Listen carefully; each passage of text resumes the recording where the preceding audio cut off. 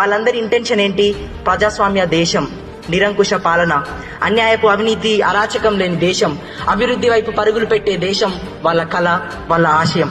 అయితే మరి నిజంగా ఇప్పుడు అలా ఉందా అంటే, రీసెంట్ గా నేను మొన్న మా ఊర్లో ఎలక్షన్స్ ముందు ఒక తాతని అడిగిన, తాతని ఓటు ఎవరికి వేసినాయనంటే ఆ తాతని అడిగా, ఇంకెవరికి వేస్తా, ఆయనకే వేస్తా అని పలానా వ్యక్తి పేరు చెప్పిండు. అవునా తాత, ఆయనకి ఎందుకు వేసినావు నీ ఓటు అంటే, ఎందుకేను ఆయన మా కులం కూడా, ఆయన కాకపోతే ఇంకెవరికి వేస్తా అని చెప్పి.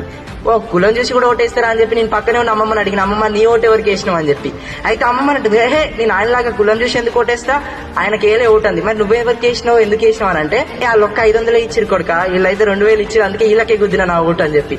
అంటే ఇక్కడ మనం అర్థం చేసుకోవాల్సింది ఏంటంటే, మతగజ్జి రాజకీయాలు, మాకుల పోడని ఓటేయాలు, డబ్బులిచ్చి ఓట్లు కొనకడాలు ఇప్పుడు కామన్ అయిపోయాయి. దీనికా స్వాతంత్ర సమరయోధులు పోరాటం చేసింది?